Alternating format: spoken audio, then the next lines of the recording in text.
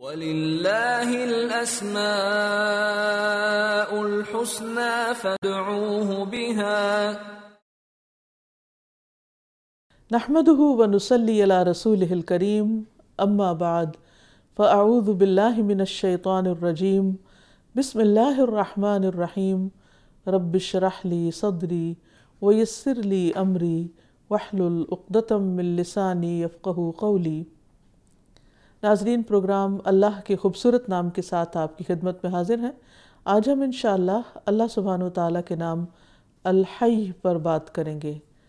الحی، حیات والا، زندگی والا، جو خود زندہ ہے، جو زندگی دیتا ہے، زندہ جاوید، وہ جس کی حیات ازلی و ابدی ہے، جس کی کوئی ابتدا اور انتہا نہیں، وہ جو ہمیشہ سے ہے اور ہمیشہ رہے گا، جس کو مطلق بقا حاصل ہے اور اس کے لیے کبھی بھی فنا نہیں ہے۔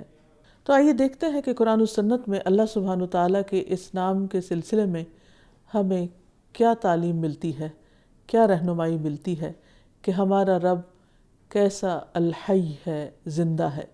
تو اس سلسلے میں پہلی بات تو یہ کہ اللہ سبحانہ وتعالیٰ ہمیشہ سے ہے اور ہمیشہ زندہ رہے گا، اسے کبھی بھی موت نہیں آئے گی۔ کل من علیہا فان وَيَبْقَى وَجْهُ رَبِّكَ ذُو الْجَلَالِ وَالْإِكْرَامِ۔ ہر چیز فنا ہونے والی ہے، ہر چیز ختم ہونے والی ہے، کیونکہ وہ پیدا کی گئی ہے، اور تیرے رب کا چہرہ ہمیشہ باقی رہنے والا ہے، جو جلال اور اکرام والا ہے، یعنی اس کی شان اور آن اور آب و تاب میں کوئی کمی واقع ہونے والی نہیں۔ قرآن مجید میں اللہ تعالیٰ فرماتے ہیں، اللہ لا الہ الا هو الحی القیوم، اللہ کے سوا کوئی الہ نہیں، وہ ہمیشہ سے زندہ اور ہر چیز کو قائم رکھنے والا ہے۔ رسول اللہ صلی اللہ علیہ وسلم نے بھی فرمایا، اللہ تعالیٰ ازل سے موجود تھا، یعنی اس کی زندگی ذاتی ہے اور اس کے سوا کوئی چیز موجود نہ تھی، اور پھر ایسی زندگی کہ جس میں کمال ہے اور جس میں کسی قسم کا کوئی نقص واقع ہونے والا نہیں۔ وَتَوَكَّلْ عَلَى الْحَيِّ الَّذِي لَا يَمُوتُ، آپ اس ہستی پر بھروسہ کیجئے جس کو کبھی موت نہیں آئے گی۔ حدیث میں بھی آتا ہے، نبی صلی اللہ علیہ وسلم اس طرح اللہ سبحانہ وتعالیٰ کو مخاطب فرماتے، أَنْتَ الْحَيُّ الَّذِي لَا يَمُوتُ وَالْجِنُّ وَالْإِنسُ يَمُوتُونَ، تو وہ زندہ ہستی ہے کہ جس کو کبھی موت نہیں آئے گی، اور تمام انسان اور تمام جن مر جانے والے ہیں، سب کو موت لاحق ہوگی۔ اللہ سبحانہ وتعالیٰ موت تو کیا، اسے نیند یا اونگ تک نہیں آتی، کیونکہ نیند بھی موت کی بہن ہے۔ نیند میں بھی انسان زندگی سے زیادہ موت کے قریب تر ہوتا ہے، اور پھر اسی طرح اگر کوئی شخص اپنی نیند پر کنٹرول بھی کرے تو وہ اونگ سے نہیں بچ سکتا، اس پر ایسی کیفیت طاری ہو جاتی جو نیند سے بہت قریب ہوتی ہے۔ لیکن اللہ سبحانہ وتعالیٰ لا تأخذہ سنۃ ولا نوم، نہ اس پہ اونگ غالب آتی ہے اور نہ نیند، اور اللہ سبحانہ وتعالیٰ کے علاوہ یہ وصف کسی اور میں نہیں، نہ کسی انسان اور نہ جن اور نہ کسی اور مخلوق میں، کہ وہ ہمیشہ زندہ رہے یا ہمیشہ جاگتا رہے یا اس پر کبھی غفلت طاری نہ ہو۔ پھر اسی طرح موت تو ایسی چیز ہے جس سے کوئی بھی بچ سکتا ہی نہیں۔ ابو قتادہ کہتے ہیں کہ ہم نبی صلی اللہ علیہ وسلم کے ساتھ رات میں سفر کر رہے تھے، کسی نے کہا، یا رسول اللہ اب آپ پڑاؤ ڈال دیجئے، یعنی ہم تھک گئے ہیں، تھوڑا سا آرام کر لیتے ہیں۔ تو آپ نے فرمایا، مجھے ڈر ہے کہ کہیں تم سے نماز نہ فوت ہو جائے، ایسا نہ ہو کہ تھکے ہوئے اور تم تو تم سوتے ہی رہ جاؤ۔ تو بلال رضی اللہ عنہ بولے کہ میں سب کو جگا دوں گا، میں نہیں سوتا۔ تو سب آرام سے سو گئے، اور حضرت بلال اونٹ کے کجاوے کے ساتھ ٹیک لگا کر بیٹھ گئے۔ بیٹھے بیٹھے ان پر ایسی نیند طاری ہوئی کہ جب سورج تھوڑا سا طلوع ہو گیا تو اس وقت ان کی آنکھ کھلی، اور نبی صلی اللہ علیہ وسلم نے فرمایا، بلال تو نے کیا کہا تھا؟ وہ بولے، مجھے آج ایسی نیند آئی ہے جیسی کبھی بھی نہیں آئی۔ پھر رسول اللہ صلی اللہ علیہ وسلم نے فرمایا، اللہ تعالیٰ تمہاری ارواح کو جب چاہتا ہے قبض کر لیتا ہے اور جس وقت چاہتا ہے واپس کر دیتا ہے۔ اے بلال اٹھو اور آذان دو۔ پھر آپ صلی اللہ علیہ وسلم نے وضو کیا اور جب سورج بلند ہو کر روشن ہو گیا تو آپ کھڑے ہوئے اور آپ نے نماز پڑھائی۔ تو اس سے یہ پتہ چلتا ہے کہ ہماری روح اللہ سبحانہ وتعالیٰ کے قبضے میں ہے، جب چاہے موت دے دے اور جب چاہے ہم پر نیند یا اونگ طاری کر دے۔ اس سے انسان کو پتہ چلتا ہے کہ اس کی حیثیت کیا ہے اور وہ کتنا کمزور ہے۔ اس کی زندگی، اس کی حیات مستعار ہے، ادھار لی ہوئی ہے، اپنی نہیں، ذاتی نہیں، اپنے کنٹرول میں نہیں، اور زندگی کا کوئی ایک دن تو کیا ایک گھنٹہ بھی خرید نہیں سکتا۔ جو وقت اللہ تعالیٰ نے لکھا ہے اس پر سب ختم ہو جانے والے ہیں۔ اور پھر یہ کہ انسان نیند کے آگے اتنا بے بس ہو جاتا ہے، موت کے آگے اتنا بے بس ہو جاتا ہے کہ دنیا میں کوئی کتنا بھی طاقتور ہو، اگر سارے بھی لوگ اس کی بات ماننے والے ہوں اور ہر چیز اس کے کنٹرول میں ہو اور وہ بہت بڑی طاقت، قوت، صلاحیت، علم کا مالک ہو، بڑی بڑی ڈگریاں اس کے پاس ہوں، بہت ہنر ہو اس کے پاس اور اللہ کی مخلوق کو اپنے قبضے میں رکھے ہوئے ہو، لیکن جب موت آتی ہے تو انسان کے سارے اعضاء ڈھیلے پڑ جاتے اور اس کا پورا اقتدار اور اس کی پوری سلطنت اس سے چھین لی جاتی ہے۔ لیکن اللہ سبحانہ وتعالیٰ ہر چیز کو تھامے ہوئے ہے اور کوئی بھی نیند یا اونگ اس سے اس کی حکومت یا اس کی سلطنت کو لے نہیں سکتی۔ پھر اسی طرح یہ ہے کہ اللہ سبحانہ وتعالیٰ کی حیات ہمیشہ کی ہے، ازل سے ہے، ابد تک ہے، لیکن بندوں کی حیات، یہ ہر مخلوق کی زندگی لمیٹڈ ہے، اس کا ایک آغاز ہے اور ایک انتہا ہے، اور یہ ہر ایک کے ساتھ ہے، اس سے کوئی بھی بچا ہوا نہیں، نہ کوئی پیغمبر اور نہ کوئی ولی بزرگ اور نہ کوئی نیک انسان اور نہ کوئی بد انسان، ہر ایک کے ساتھ یہی معاملہ ہے کہ انسان کی زندگی کی ابتدا اور انتہا مقرر ہے۔ جب مدت ختم ہو جاتی ہے تو انسان دنیا سے چلا جاتا ہے۔ انسان اس زندگی کے ملنے سے پہلے زندہ نہ تھا۔ قرآن مجید میں آتا ہے هل أتى على الإنسان حين من الدهر لم يكن شيئا مذكورا، کیا انسان پر لامتناہی زمانے کا ایک وقت ایسا نہیں آیا کہ جب وہ قابل ذکر چیز نہ تھا، یعنی اس کی کوئی زندگی نہیں تھی، پھر اللہ نے اس کو جسم دیا اور اس میں روح پھونکی اور وہ زندہ انسان کی شکل میں دنیا میں آیا۔ پھر اسی طرح اللہ تعالیٰ اس کیفیت کو ایک اور جگہ پر یوں بیان فرماتے ہیں کیف تکفرون باللہ وکنتم امواتا فاحیاکم ثم یمیتکم ثم یحییکم ثم الیہ ترجعون۔ لوگو، تم اللہ کا انکار کیسے کر سکتے ہو حالانکہ تم مردہ تھے، اس نے تمہیں زندہ کیا، پھر وہی تمہیں موت دے گا، پھر زندہ کر دے گا، پھر اسی کی طرف تم پلٹ جاؤ گے۔ یعنی انسان زندگی سے پہلے موت کی حالت میں تھا۔ کنتم امواتا فاحیاکم، تم مردہ تھے، پھر اس نے تمہیں زندہ کیا۔ اور یہ بھی یاد رہے کہ اللہ سبحانہ وتعالیٰ کے علاوہ جتنی بھی مخلوق ہے اس سب نے فنا ہو جانا ہے، ختم ہو جانا ہے۔ قرآن مجید میں اللہ تعالیٰ فرماتے کل شیء ہالک الا وجہہ لہ الحکم والیہ ترجعون، اس کی ذات کے بغیر ہر چیز ہلاک ہونے والی ہے، یعنی کل شیء ہالک، ہر چیز ہلاک ہو جائے گی، الا وجہہ، سوائے اس کے چہرے کے، حکم اسی کا چلتا ہے اور تم سب اسی کی طرف لوٹائے جاؤ گے۔ اور بارہا قرآن مجید میں اس بات کی یاد دہانی کرائی گئی انسان کو کہ کل نفس ذائقۃ الموت، ہر نفس کو، ہر جان کو موت کا ذائقہ چکھنا ہے، موت کا مزہ چکھنا ہے۔ سورۃ النساء میں فرمایا اینما تکونوا یدرککم الموت، تم کہیں پر بھی چلے جاؤ، کہیں جہاں کہیں بھی ہوگے، موت تمہیں پا لے گی۔ وَلَوْ كُنْتُمْ فِي بُرُوجٍ مُشَيَّدَةٍ، خواہ تم مضبوط قلعوں میں ہی کیوں نہ بند ہو جاؤ، وہاں بھی موت آ جائے گی۔ کسی کو بھی موت سے فرار نہیں، کوئی بھاگ ہی نہیں سکتا، نہ کہیں زمین میں کوئی چھپ سکتا ہے، نہ آسمان پہ چڑھ سکتا ہے۔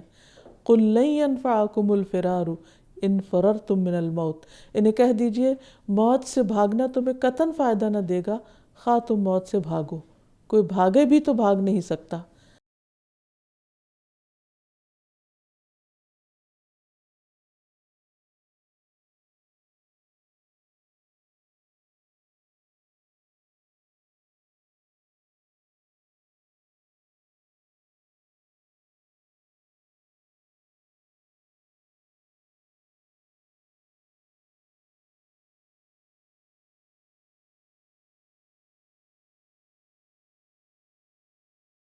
جابر رضی اللہ عنہ سے روایت ہے کہ رسول اللہ صلی اللہ علیہ وسلم نے فرمایا، اگر ابن آدم اپنے رزق سے یوں بھاگے جیسے وہ موت سے بھاگتا ہے تو اس کا رزق اسے یوں پالے گا جیسے موت اسے پا لیتی ہے۔ یعنی اللہ سبحانہ وتعالیٰ نے رزق بھی لکھ رکھا ہے اور موت بھی لکھ رکھی ہے۔ پھر اسی طرح یہ ہے کہ انسان جتنی بھی لمبی عمر پالے بالآخر اس کو مرنا ہی ہوتا ہے۔ نبی صلی اللہ علیہ وسلم نے فرمایا، ابن آدم کی مثال کو اس طرح پیش کیا گیا ہے کہ اس کے آس پاس 99 موتیں ہوتی ہیں، یعنی 99 خطرات ہوتے ہیں، 99 کہ جس میں وہ پکڑا جا سکتا ہے، اور پھر ہر دفعہ اس کو چانس مل جاتا ہے۔ اگر وہ مصیبتیں اسے نہیں پہنچتی تو وہ بڑھاپے کا شکار ہو جاتا ہے۔ یعنی اگر ساری زندگی میں ایک انسان صحت مند رہے، اس کی زندگی میں کوئی حادثہ نہ ہو، اسے کوئی غم اور پریشانی نہ ہو، تو وہ بڑھاپے کا شکار ضرور ہو جاتا ہے، یہاں تک کہ مر جاتا ہے، بالآخر ختم ہو جاتا ہے۔ اور پھر حضرت انس کہتے ہیں کہ جب رسول اللہ صلی اللہ علیہ وسلم پر موت کی شدت طاری ہوئی تو فاطمہ رضی اللہ تعالی عنہا آپ کی اس تکلیف کو دیکھ کر کہنے لگیں، ہائے تکلیف۔ نبی صلی اللہ علیہ وسلم نے اس پر فرمایا، تمہارے باپ پر جو کیفیت طاری ہو رہی ہے، قیامت تک آنے والے کسی انسان کو اللہ اس سے چھوڑنے والا نہیں۔ یعنی اگر نبی صلی اللہ علیہ وسلم پر یہ کیفیت طاری ہوئی تو پھر کوئی اور کیسے کوئی بچ سکتا ہے، اور آپ اللہ کے محبوب ترین تھے۔ اور پھر یہ کہ نہ صرف یہ کہ انسان، جن، فرشتے، حیوان، باقی بھی تمام موجودات، مخلوقات ختم ہونے والی ہیں، ہر ایک کو زوال ہے، کوئی بھی چیز باقی نہیں رہتی، نئی چیزیں پرانی ہو جاتی ہیں، گھس جاتی ہیں، ختم ہو جاتی ہیں۔ آسمان کے بارے میں آتا ہے، حالانکہ آسمان کتنا بڑا ہے، کتنی اس کی شان و شوکت ہے، کتنی اس کی وسعت ہے، اس کے بارے میں آتا ہے وَانشَقَّتِ السَّمَاءُ فَهِيَ يَوْمَئِذٍ وَاهِيَةٌ، آسمان پھٹ جائے گا اور اس دن اس کی بندش ڈھیلی پڑ جائے گی، یعنی وہ اپنے اس شان و شوکت کو کھو دے گا۔ ایک اور جگہ پر آتا ہے اِذَا الشَّمْسُ كُوِّرَتْ، جب سورج لپیٹ دیا جائے گا، یعنی سورج کی شان و شوکت اس کی روشنی کے ساتھ ہے اور اس کی روشنی ختم ہو جائے گی۔ ایک اور جگہ پر ہے وَخَسَفَ الْقَمَرُ وَجُمِعَ الشَّمْسُ وَالْقَمَرُ، چاند گہنا جائے گا اور سورج اور چاند ملا دیے جائیں گے، یعنی دونوں کو اکٹھا کر دیا جائے گا۔ ستاروں کے بارے میں آتا ہے فَإِذَا النُّجُومُ طُمِسَتْ، جب ستارے بے نور ہو جائیں گے، یعنی ان کی روشنی چلی جائے گی۔ ستاروں کی آب و تاب ان کی روشنی کے ساتھ ہے، اور ایک وقت آئے گا کہ وہ روشنی بھی ختم ہو جائے گی۔ زمین کے بارے میں آتا ہے وَحُمِلَتِ الْأَرْضُ وَالْجِبَالُ فَدُكَّتَا دَكَّةً وَاحِدَةً، کہ زمین اور پہاڑوں کو اٹھا کر ایک ہی چوٹ سے ریزہ ریزہ کر دیا جائے گا۔ یعنی اللہ تعالیٰ کو ان چیزوں کی زندگی ختم کرنے یا ان کو ملیا میٹ کرنے میں کوئی بڑی مشقت کا سامنا نہیں ہے، بس ایک کن کہنے کی دیر ہے یا ایک چوٹ لگانے کی دیر ہے کہ سب ریزہ ریزہ ہو کر رہ جائیں گی۔ پھر اسی طرح زمین پر جتنی بھی مخلوق ہوگی وہ سب فوت ہو جائے گی۔ عبداللہ بن عمر نے فرمایا کہ آخر عمر میں ایک دفعہ رسول اللہ صلی اللہ علیہ وسلم نے ہمیں عشاء کی نماز پڑھائی۔ جب آپ نے سلام پھیرا تو کھڑے ہو گئے اور فرمایا کہ تمہاری آج کی رات وہ ہے کہ اس رات سے 100 برس کے آخر تک کوئی شخص جو زمین پر ہے وہ باقی نہیں رہے گا، یعنی ہر ذی روح ختم ہو جائے گا آج سے لے کے 100 سال بعد۔ اور یہی ایک حقیقت ہے کہ ہر 100 سال بعد زمین پر ساری مخلوق نئے سرے سے دوبارہ اور آ جاتی ہے، ایک اور جنریشن۔ اور انسان کو اسی معنی میں خلیفہ بھی کہا گیا ہے کہ جانشین، کہ جنریشن آفٹر جنریشن، ایک کے بعد ایک فصل جو ہے وہ کٹتی چلی جاتی ہے اور نئی فصل پیدا ہو جاتی ہے، اور انسان آتے چلے جاتے ہیں اور دنیا سے رخصت ہوتے چلے جاتے ہیں۔ ہر ایک انسان کی زندگی محدود ہے اور اس سے دیکھا یہ جا رہا ہے کہ وہ اس وقت میں کرتا کیا ہے۔ پھر اسی طرح جو قیامت تک بچ جائیں گے ان کو تو پھر سور جو ہے وہ بے ہوش کر دے گا اور بالآخر ختم کر دے گا۔ فرمایا وَنُفِخَ فِي الصُّورِ فَصَعِقَ مَنْ فِي السَّمَاوَاتِ وَمَنْ فِي الْأَرْضِ إِلَّا مَنْ شَاءَ اللَّهُ ثُمَّ نُفِخَ فِيهِ أُخْرَى فَإِذَا هُمْ قِيَامٌ يَنْظُرُونَ، اور جب سور پھونکا جائے گا تو جو بھی آسمانوں اور زمین میں موجود مخلوق ہے سب بے ہوش ہو کر گر پڑیں گے مگر جسے اللہ بچانا چاہے۔ اور جب دوسری بار سور پھونکا جائے گا تو سب کے سب اٹھ کر دیکھنے لگیں گے، یعنی پھر اللہ تعالیٰ دوبارہ زندگی عطا کرے گا، اور باقی رہنے والی ذات تو صرف اللہ کی ہوگی۔ واللہ خیر و ابقا، اللہ ہی بہتر اور سدا باقی رہنے والا ہے۔ پھر یہ بھی یاد رہے کہ الحی کے معنوں میں زندگی دینے والا بھی ہے، یعنی وہ خود زندہ ہے، باقی سب فنا ہونے والے ہیں، لیکن فنا ہونے والی چیزوں کو زندگی دینے والا بھی وہ خود ہے۔ قرآن مجید میں آتا ہے انا نحن نحیی ونمیت والینا المصیر، کہ بے شک ہم ہی زندہ کرتے ہیں اور ہم ہی موت دیتے ہیں اور ہماری ہی طرف لوٹ کر آنا ہوگا، سب کی واپسی بھی اللہ تعالیٰ کی طرف ہے۔ ایک اور جگہ پر فرمایا لا الہ الا هو یحیی ویمیت ربکم ورب آبائکم الاولین، اس کے سوا کوئی الہ نہیں، زندہ وہی کرتا ہے، موت وہی دیتا ہے، وہی تمہارا پروردگار ہے اور تمہارے آباء و اجداد ہیں، ان کا رب بھی وہی ہے۔ پھر یہ ہے کہ عدم سے وجود میں لانے والا وہی ہے۔ آج ہم اپنی نگاہیں چاروں طرف دوڑائیں، جتنی بھی چیزیں ہمیں نظر آئیں، زمین پر بکھری ہوئی یا فضا میں اڑتی ہوئی یا آسمانوں پر، یہ سب پہلے کچھ بھی نہیں تھا۔ ان میں سے ایک ایک چیز اللہ سبحانہ وتعالیٰ نے بنائی، اور ہر ایک کے بنانے میں ایک زبردست حکمت ہے، اور ہر چیز دوسری چیز کو سپورٹ بھی کر رہی ہے اور دوسرے کے لیے کسی نہ کسی شکل میں اس کی ضرورت بھی پوری کر رہی ہے۔ فرمایا الم نخلقکم من ماء مہین فجعلناہ فی قرار مکین، کیا ہم نے تمہیں حقیر پانی سے پیدا نہیں کیا پھر اسے محفوظ جگہ میں ٹھہرائے رکھا؟ یعنی انسان اپنی تخلیق کو تو دیکھے، وہ کیسے تکبر کر سکتا ہے جب کہ اس کا آغاز ایک گدلے پانی سے ہوا یا ایک حقیر پانی سے ہوا۔ پھر اسی طرح مرنے کے بعد دوبارہ زندگی دینے والا بھی وہی، یعنی پہلی زندگی بھی اسی نے دی اور دوبارہ زندگی بھی وہی دے گا۔ فرمایا والذی یمیتنی ثم یحیینی، ابراہیم علیہ السلام نے کہا کہ میرا رب وہ ہے جو مجھے مارے گا پھر زندہ کرے گا، یعنی ایک زندگی تو اب ہے دنیا کی، اور ایک مرنے کے بعد دوبارہ کی زندگی ہے جو ایک یقینی زندگی ہے، اور اس زندگی سے بھی کوئی بھاگ نہیں سکتا۔ یہ زندگی عمل کے لیے ہے اور وہ زندگی حساب دینے کے لیے ہے، اور اس زندگی کا مالک بھی اللہ سبحانہ وتعالیٰ ہے۔ اور اہل مکہ کو اور آج بھی بہت سے لوگوں کو یہ شک رہتا ہے کہ مرنے کے بعد جب ہم مٹی ہو جائیں گے اور ہماری ہڈیاں چورا چورا ہو جائیں گی تو ان کو دوبارہ کون بنائے گا؟ اللہ سبحانہ وتعالیٰ اس شبے کا جواب قرآن مجید میں بارہا دیتے ہیں کہ جس نے پہلی مرتبہ بنایا وہ دوبارہ بنانے پر بھی پوری طرح قادر ہے۔ قل یحییھا الذی انشأھا اول مرۃ وہو بکل خلق علیم، کہہ دیجئے انہیں وہی زندہ کرے گا جس نے انہیں پہلی بار پیدا کیا، اور وہ ہر طرح کا پیدا کرنا خوب جانتا ہے۔ یعنی جو چیز اس وقت ایگزسٹ کرتی ہے وہ ختم ہونے کے بعد دوبارہ کیوں نہیں کر سکتی؟ یعنی ایک وقت تھا جب یہ چیز نہیں تھی، پھر ایک وقت تھا جب یہ چیز ہے، پھر ایک وقت ہوگا جب یہ چیز نہیں رہے گی، پھر اللہ سبحانہ وتعالیٰ اپنی قدرت سے دوبارہ پیدا کر لے گا جیسے اس نے پہلی بار پیدا کیا۔ تو اس میں اس بات کو ماننے میں تو کوئی مشکل ہونی ہی نہیں چاہیے۔ پھر اسی طرح اللہ تعالیٰ مردہ سے زندہ کو بھی نکالتا ہے، جس کا ذکر قرآن مجید میں آتا ہے کہ تولج اللیل فی النہار وتولج النہار فی اللیل وتخرج الحی من المیت وتخرج المیت من الحی وترزق من تشاء بغیر حساب، تو رات کو دن میں اور دن کو رات میں داخل کرتا ہے، زندہ کو مردہ سے اور مردہ کو زندہ سے نکالتا ہے، تو جسے چاہے بے حساب رزق عطا کرتا ہے۔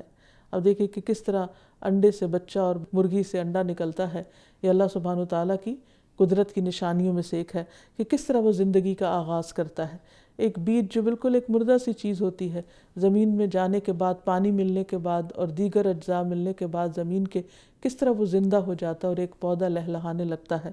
اللہ تعالیٰ اس کے بارے میں فرماتے ہیں ان اللہ فالق الحب والنوى یخرج الحی من المیت ومخرج المیت من الحی ذالکم اللہ فانا تؤفکون، بلا شبہ اللہ ہی دانے اور گٹلی کو پھاڑنے والا ہے، وہ مردہ سے زندہ کو اور زندہ کو مردہ سے نکالنے والا ہے، یہ کام تو اللہ کرتا ہے، پھر تم کہاں سے بہکائے جاتے ہو؟ یعنی تمہیں یہ بات سمجھ کیوں نہیں آتی؟ پھر اسی طرح اللہ سبحانہ وتعالیٰ مردہ زمین کو زندہ کر دیتا ہے بارش کے ذریعے۔ اس کے بارے میں فرمایا وَنَزَّلْنَا مِنَ السَّمَاءِ مَاءً مُبَارَكًا، کہ ہم نے آسمان سے مبارک پانی اتارا ہے، فَأَنبَتْنَا بِهِ جَنَّاتٍ وَحَبَّ الْحَصِيدِ، جس سے ہم نے باغ اگائے اور اناج بھی جو کاٹا جاتا ہے، وَالنَّخْلَ بَاسِقَاتٍ لَهَا طَلْعٌ نَضِيدٌ، اور کھجوروں کے بلند و بالا درخت بھی جن پہ تہ بتہ خوشے لگتے ہیں، رزقا للعباد، بندوں کے لیے بطور رزق، وَأَحْيَيْنَا بِهِ بَلْدَةً مَيْتًا، اور ہم نے زندہ کیا مردہ زمین کو، كَذَلِكَ الْخُرُوجِ، ایسے ہی دوبارہ نکلنا ہوگا زمین سے.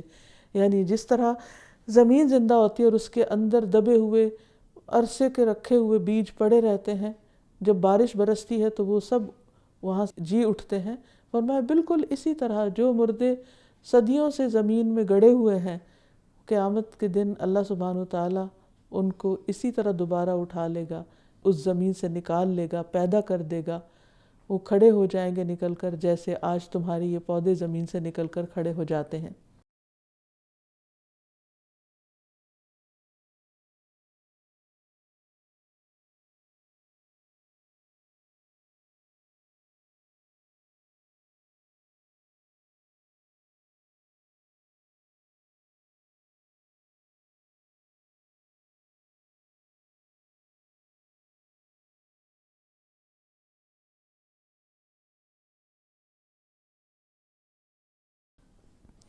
پھر اسی طرح اللہ تعالیٰ ہر طرح کی زندگی دینے پر قادر ہے. یعنی خواہ وہ نیند کے بعد صبح اٹھنے والی زندگی ہو جو چھوٹی موت ہے، یا بڑی موت کے بعد دوبارہ زندگی دینے والا، یہ سب کچھ اسی کے ہاتھ میں ہے. اللہ تعالیٰ موت کے اس تجربے سے انسان کو روزانہ گزارتا ہے، اور انسان کی روح رات کو لے لی جاتی ہے جب انسان سوتا ہے، اور پھر دوبارہ اس کو دی جاتی ہے، اور ایک دن آئے گا کہ یہ واپس نہیں ملے گی اور انسان دنیا سے رخصت ہو جائے گا. فرمایا سورۃ الزمر میں، اللہ یتوفی الانفس حین موتها والتی لم تمت فی منامها فیمسک التی قضی علیہا الموت ویرسل الاخری الی اجل مسمی ان فی ذلک لآیات لقوم یتفکرون. اللہ ہی ہے جو موت کے وقت روحیں قبض کر لیتا ہے، اور جو مرا نہ ہو اس کی روح نیند کی حالت میں قبض کر لیتا ہے. یعنی سوتے ہوئے بھی انسان کی ایک روح نہیں ہوتی. پھر جس کی موت کا فیصلہ ہو چکا ہو اس کی روح کو تو روک لیتا ہے، اور جو باقی ہے اس کے اندر سانس آ رہا ہے اس کو بھی بلا لیتا ہے، اور دوسری روح ہے ایک مقررہ وقت تک کے لیے واپس بھیج دیتا ہے. اور ہر روز یہ عمل ہوتا ہے. غور و فکر کرنے والے لوگوں کے لیے اس میں بہت سی نشانیاں، یعنی ایک بہت انٹرسٹنگ ٹاپک ہے جس پر لوگ ریسرچ کر سکتے ہیں کہ نیند کیسے آتی ہے، اور اس وقت انسان کس طرح اس کے آنکھیں دیکھنا چھوڑ دیتی ہیں. بعضوں کا دیکھا ہوگا آپ نے کہ لوگ سوئے ہوتے ہیں اور ان کی آدھی آدھی آنکھیں کھلی ہوتی ہیں، لیکن آپ ان کے آگے ہاتھ رکھیں، ان کو دیکھیں، ان کو کچھ نظر نہیں آ رہا ہوتا. اسی طرح کان ان کے کھلے ہوتے ہیں لیکن انہیں کچھ سنائی دے نہیں رہا ہوتا. ان کے آس پاس لوگ چل پھر رہے ہوتے ہیں، انہیں کچھ پتہ نہیں چلتا، انہیں کوئی سینس نہیں ہوتی. تو یہ موت سے قریب تر حالت ہوتی ہے انسان کی.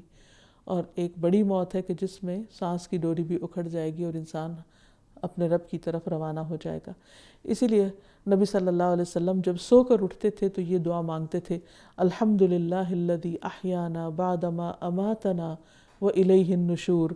اللہ کا شکر ہے جس نے ہمیں مرنے کے بعد زندہ کیا، یعنی نیند کو موت قرار دیا کہ مرنے کے بعد زندہ کیا اور اسی کی طرف دوبارہ جانا ہے. یعنی ہر روز صبح اٹھ کر انسان یہ سبق یاد کرے اور اس بات کو نہ بھولے. روزانہ کی نیند کا مشاہدہ تو ہم سب کرتے ہی ہیں، اپنا بھی اور اپنے آس پاس کے لوگوں کا بھی، لیکن اللہ سبحانہ وتعالیٰ کی یہ نشانی ایک اور شکل میں بھی نظر آتی ہے جو قرآن مجید میں اصحاب الکہف کے واقعے کے نام سے مشہور ہے، کہ چند نوجوان تھے جو اپنے ایمان کو بچانے کے لیے اپنے گھر سے نکلے اور انہوں نے جا کر ایک غار میں پناہ لی.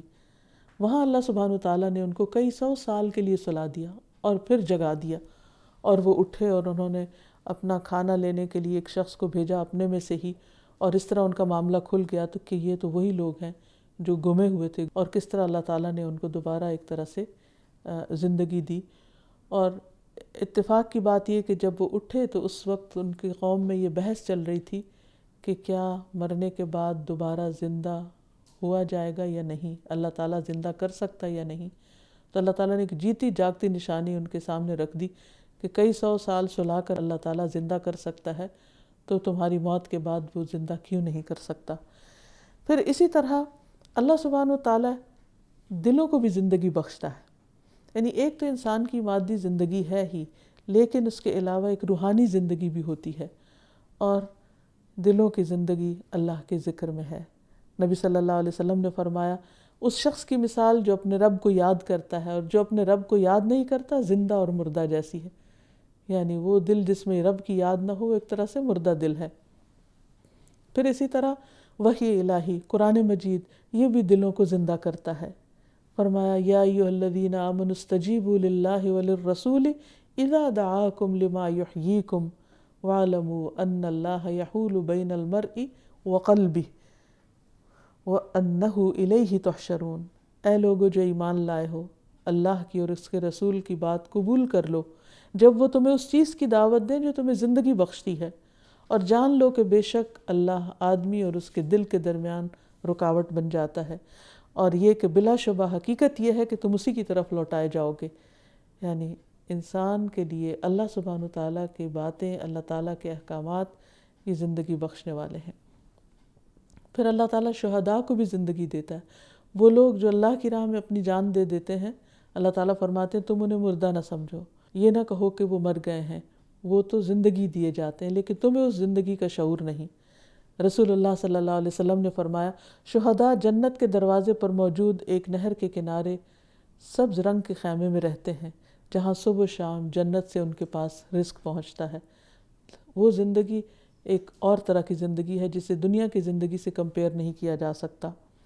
تو بہرحال یہ ساری زندگیاں دینے والا اللہ ہی ہے، وہ جو الحی ہے، خود زندہ ہے اور زندگی بخشتا ہے.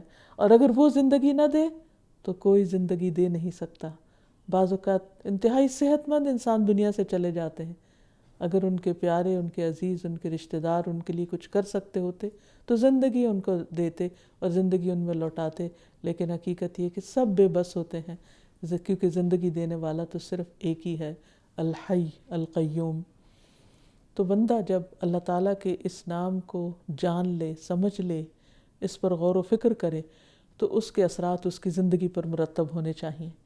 اور اس میں سب سے پہلی چیز یہ کہ انسان ہمیشہ کی زندگی کے لیے اپنے آپ کو تیار کرے اور اپنے اعمال کی اصلاح کرے، اپنے دل کی اصلاح کرے، اپنے معاملات کی اصلاح کرے، اللہ سبحانہ تعالیٰ کے ساتھ اپنا معاملہ درست کر لے. کیونکہ آخرت کی زندگی دراصل زندگی ہے، دنیا کی زندگی عارضی ہے، یہ تو امتحان کے لیے ہے. فرمایا وَمَا هَذِهِ الْحَيَاةُ الدُّنْيَا إِلَّا لَهْوٌ وَلَعِبٌ وَأَنَّ الدَّارَ الْآخِرَةَ لَهِيَ الْحَيَوَانُ لَوْ كَانُوا يَعْلَمُونَ. اور دنیا کی یہ زندگی نہیں ہے مگر ایک دل لگی اور کھیل، اور بے شک آخری گھر یقیناً اصل زندگی ہے اگر وہ جانتے ہوتے. تو ہم سب کو یہ بات اچھی طرح جان لینی چاہیے کہ اصل زندگی آخرت کی زندگی ہے، اصل خوشی اور راحت آخرت کی خوشی اور راحت ہے، اور اس کے لیے ہم اس زندگی میں تیاری کریں. ورنہ یہ زندگی تو انما هذه الحیات الدنیا متاع وان الآخرۃ ہی دار القرار. یہ دنیا کی زندگی تو معمولی فائدے کے سوا کچھ بھی نہیں، اور یقیناً آخرت وہی رہنے کا گھر ہے، یعنی اصل گھر تو وہاں ہے. لیکن انسانوں کا حال یہ ہے کہ وہ عموماً اس زندگی کو ترجیح دیتے ہیں، لہٰذا ساری خوشیاں یہی اکٹھی کر لینے چاہتے ہیں، خواہ وہ جائز طریقے سے ہوں یا ناجائز طریقے سے. اسی لیے فرمایا بل تؤثرون الحیات الدنیا والآخرۃ خیر وابقی. بلکہ تم دنیا کی زندگی کو ترجیح دیتے ہو، حالانکہ آخرت بہتر بھی ہے اور باقی رہنے والی ہے. تو عقل مند وہی ہے جو کل کی تیاری کرے، اپنا سب کچھ کل کے لیے وقف کر دے تاکہ وہ زندگی عیش و عشرت کے ساتھ گزرے. ابو ہریرہ سے روایت ہے کہ رسول اللہ صلی اللہ علیہ وسلم نے فرمایا جس نے دنیا طلب کی اس نے اپنی آخرت کو نقصان دیا، اور جس نے آخرت کا مطالبہ کیا اس نے اپنی دنیا کو نقصان دیا. یعنی دنیا میں سے کچھ نہ کچھ اسے کم کرنا پڑتا ہے. پس تم باقی رہنے والی زندگی کے بدلے فنا ہونے والی دنیا کا نقصان ہونے دو، کیونکہ دنیا تو جانے ہی والی ہے. اگر اس کا نقصان بھی کچھ ہوا تو نقصان بھی چلا جائے گا اور فائدہ بھی چلا جائے گا. اس لیے کبھی بھی آخرت کی قیمت پر دنیا مت خریدو. اور جہاں تک آخرت کا تعلق ہے وہاں موت نہیں آنی، وہاں تو زندگی ہی زندگی ہے. اللہ سبحانہ تعالیٰ اپنے پیارے بندوں کو ایسی زندگی عطا کرے گا کہ جس میں نیند تک نہیں، تاکہ وہ ہر وقت زندگی کو انجوائے کر سکیں. نبی صلی اللہ علیہ وسلم نے فرمایا جب اہل جنت جنت میں اور اہل جہنم جہنم میں داخل ہو جائیں گے تو ایک آواز دینے والا ان کے درمیان کھڑا ہو کر پکارے گا، اے جہنم والو اب تمہیں کبھی موت نہیں آنی، اور اے جنت والو اب تمہیں بھی کبھی موت نہیں آئے گی، تمہیں ہمیشہ یہیں رہنا ہے۔ اور موت کو ایک مینڈے کی شکل میں لا کر جنت اور دوزخ والوں کے سامنے ذبح کر دیا جائے گا، اور پھر ہمیشہ کی زندگی شروع ہو جائے گی، اور وہاں زندگی کو ختم کرنے والی کوئی بھی چیز نہ ہوگی، اور اہل جنت کے لیے نہ کوئی بیماری ہوگی، نہ کوئی بڑھاپا ہوگا، اور نہ ہی کوئی پریشان کرنے والی بات ہوگی۔ لیکن اس کے لیے انسان کو دنیا میں قربانی کرنے کی ضرورت ہے، اپنے آرام کی، اپنے مال کی، اپنے وقت کی، تاکہ اللہ سبحانہ وتعالیٰ کی اطاعت میں وقت لگا کر، سب کچھ لگا کر آخرت کمائی جا سکے۔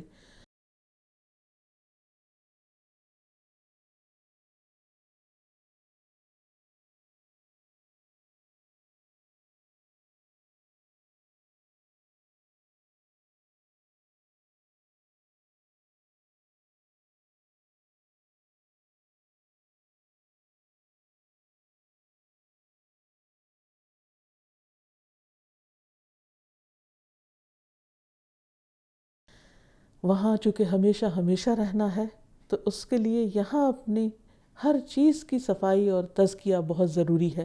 فرمایا جنات عدن تجری من تحتها الانہار خالدین فیہا وذالک جزاء من تزکا، ہمیشگی کے باغات جن کے نیچے سے نہریں بہتی ہیں، ان میں ہمیشہ رہنے والے، اور یہ اس شخص کے لیے جزا ہے جو پاک رہا، یعنی دنیا میں اس نے حرام سے پرہیز کیا، اور پھر الذین یرثون الفردوس ہم فیہا خالدون، وہ جو فردوس کے مالک ہوں گے وہ اس میں ہمیشہ رہیں گے، وہ اس سے کسی وقت دور بھی نہ جانا چاہیں گے۔ تو ہم سب کے لیے لازم ہے کہ ہم اپنی آخرت کی زندگی، ہمیشہ ہمیشہ کی زندگی کی تیاری کریں، وہاں کی فکر کریں، اور جو کچھ اللہ تعالیٰ نے ہمیں دنیا میں دے رکھا ہے اس سے اپنی آخرت کمائیں، آخرت کا گھر بنائیں۔ جیسا کہ قارون کو یہ مشورہ دیا گیا تھا کہ وَابْتَغِ فِي مَا آتَاكَ اللَّهُ الدَّارَ الْآخِرَةَ، جو کچھ اللہ نے تجھے دیا ہے اس میں آخرت کا گھر تلاش کرو، یعنی جو مال تمہیں ملا ہے اسے اللہ کے راستے میں خرچ کر کے ہمیشہ کی خوشیاں حاصل کرو۔ اور پھر ہم سب کے لیے بھی یہی تلقین ہے وَمَنْ أَرَادَ الْآخِرَةَ وَسَعَى لَهَا سَعْيَهَا فَأُولَئِكَ كَانَ سَعْيُهُمْ مَشْكُورًا، کہ جو شخص آخرت کا ارادہ کرے اور اس کے لیے کوشش کرے جیسی کوشش کرنی چاہیے، جتنی کوشش وہاں کے لیے ضرورت ہے، تو ایسے لوگ اگر مومن ہوں گے تو ان کی کوشش کی قدر کی جائے گی، اور انہیں وہ سب کچھ مل جائے گا جس کی وہ تمنا کریں گے۔ تو عقل مند وہ ہے کہ جو اس زندگی سے آخرت کے لیے بھرپور کمائی کر لے، کیونکہ دنیا کی چیزوں نے تو یہیں رہ جانا ہے۔ رسول اللہ صلی اللہ علیہ وسلم نے فرمایا مومن اور موت کی مثال اس شخص کی طرح ہے جس کے 3 دوست ہوں، ان میں سے پہلا دوست کہے اپنی چاہت کے مطابق لے لے، یعنی جو چاہتے ہو لے لو، دوسرا کہے میں تیرے ساتھ ہوں لیکن جب تو مر جائے گا تو میں تجھ سے جدا ہو جاؤں گا، تیسرا کہے میں تیرے ساتھ ہوں اور تیرے ساتھ ہی نکلوں گا۔ تو پہلا دوست مال ہے، دوسرا آل اولاد ہے، اور تیسرا عمل ہے۔ اور پھر اللہ سبحانہ تعالیٰ الحی ہے، تو ہمیں صرف اسی کو پکارنا چاہیے اور اسی سے دعائیں مانگنی چاہیے، جنات یا فرشتوں یا نیک انسانوں سے نہیں، اور خاص طور پر جو فوت ہو چکے ہوں، کیونکہ وہ ہمیں کچھ بھی نہیں دے سکتے۔ اگر ان کے ہاتھ میں کچھ ہوتا تو وہ خود نہ مرتے، وہ خود دنیا سے نہ جاتے، وہ دنیا کو نہ چھوڑتے، اور ہمیں اس چیز سے منع بھی کیا گیا ہے کہ مردوں کو نہ پکارا جائے۔ فرمایا والذین یدعون من دون اللہ لا یخلقون شیئا وهم یخلقون اموات غیر احیاء وما یشعرون ایان یبعثون، اور وہ لوگ جنہیں وہ اللہ کے سوا پکارتے ہیں وہ کچھ بھی پیدا نہیں کرتے، وہ تو خود پیدا کیے جاتے ہیں، مردے ہیں، زندہ نہیں ہیں، اور وہ نہیں جانتے کہ کب اٹھائے جائیں گے، انہیں تو خود اپنی خبر نہیں ہے، وہ کسی اور کے بارے میں کیا خبر رکھتے ہیں اور ان کی مدد کیسے کر سکتے ہیں۔ تو جو مر گیا وہ انسان کو جواب نہیں دے سکتا، اس کی مدد نہیں کر سکتا۔ فرمایا وما انت بمسمع من فی القبور، تم ہرگز اسے نہیں سنا سکتے جو قبروں میں ہیں۔ اور پھر اگر تم انہیں پکارو بھی تو وہ تمہاری پکار کا جواب نہیں دے سکتے، کیونکہ کبھی کسی نے جواب سنا بھی نہیں۔ اور پھر اللہ سبحانہ وتعالیٰ الحی ہے، زندگی وہ دیتا ہے، تو ہمیں زندگی کا احترام کرنا چاہیے۔ انسانی جان، اس کی عزت آبرو، ان سب چیزوں کا انسان کو پاس رکھنا چاہیے، لحاظ رکھنا چاہیے۔ اسی لیے قتل کی حرمت بیان کی گئی ہے قرآن مجید میں، اور قتل کرنے کی سزا بتائی گئی ہے کہ وَمَن يَقْتُلْ مُؤْمِنًا مُتَعَمِّدًا فَجَزَاؤُهُ جَهَنَّمُ خَالِدًا فِيهَا وَغَضِبَ اللَّهُ عَلَيْهِ وَلَعَنَهُ وَأَعَدَّ لَهُ عَذَابًا عَظِيمًا، اور جو کسی مومن کو جان بوجھ کر قتل کرے تو اس کی جزا جہنم ہے، اس میں ہمیشہ رہنے والا ہے، اور اللہ اس پر غصے ہو گیا اور اس نے اس پر لعنت کی اور اس کے لیے بہت بڑا عذاب تیار کیا ہے۔ تو مومن کی جان کی بڑی اہمیت ہے۔ مومن کی حرمت کعبے کی حرمت سے بھی 3 گنا زیادہ ہے۔ مومن کا قتل دنیا بھر کی تباہی سے بڑا جرم ہے، اور ایسا شخص اللہ سبحانہ وتعالیٰ کے ہاں بہت مبغوض اور ناپسندیدہ ہے کہ جو کسی ناحق جان کو ختم کرے۔ پھر اسی طرح اپنی جان لینے کی بھی اجازت نہیں ہمیں، خودکشی بھی حرام ہے۔ یعنی سب سے بڑا جرم یہ ہے کہ انسان زندگی سے مایوس ہو کر خود کو قتل کر ڈالے۔ قرآن مجید میں اللہ تعالیٰ فرماتے ہیں وَلَا تَقْتُلُوا أَنفُسَكُمْ إِنَّ اللَّهَ كَانَ بِكُمْ رَحِيمًا، اپنے آپ کو قتل نہ کرو، بے شک اللہ تم پر بڑا مہربان ہے۔ اور خودکشی کی خواہش یا تمنا یا خیال سے بھی منع کیا گیا ہے۔ پھر اسی طرح اگر کسی کے دل میں یہ خیال آئے کہ یا وہ اپنے آپ کو بد دعا دینے لگے تو اس کی بھی اجازت نہیں کہ انسان کہے کہ اے کاش میں مر جاؤں یا مر جاتا، نہیں، کیونکہ اگر کسی کے اندر یہ خیال بھی آئے تو اس کو یہ دعا سکھائی گئی اللہم احینی ما کانت الحیات خیرا لی وتوفنی اذا کانت الوفات خیرا لی، اللہ مجھے زندگی دے جب تک زندگی میرے حق میں بہتر ہے، اور مجھے موت دے جب موت میرے حق میں بہتر ہے۔ لیکن کبھی انسان موت نہ مانگے۔ حدیث میں آتا ہے کہ لا تتمنوا الموت، موت کی تمنا بھی نہ کرو، کیونکہ زندگی ایک بار ملی ہے، اور یہ تو کمائی کے دن ہیں جو آخرت میں جا کے انسان جس سے فائدہ اٹھائے گا۔ تو عقل مند وہی ہے جو وہاں کے لیے زیادہ سے زیادہ کمائی کر لے۔ اور پھر انسان کو اگر زیادہ یہ خودکشی کے خیالات پریشان کرے تو اسے یاد رکھنا چاہیے کہ جس آلے سے انسان خود کو ختم کرے گا، جس طریقے پر، وہ جہنم میں ہمیشہ ہمیشہ کے لیے اپنے آپ کو اسی سے ہی نقصان دیتا رہے گا۔ اگر کسی نے ایک بلند عمارت سے کود کے خودکشی کی تو جہنم میں اسی طرح ہر وقت کودتا رہے گا اور ٹکڑے ٹکڑے ہوتا رہے گا۔ اور اگر کسی نے اپنے آپ کو کوئی آلہ مارا، یعنی کوئی چھری وغیرہ کے ساتھ، یا کسی طرح جلایا، تو اسی قسم کی سزا اس کو ہمیشہ کے لیے ملتی رہے گی، اور اس شخص کے لیے جنت حرام کر دی جائے گی۔ اس لیے یہ کوئی معمولی جرم نہیں۔ دنیا کی تکلیف سے بچنے کے لیے انسان اپنے آپ کو بڑی تکلیف میں نہ ڈالے۔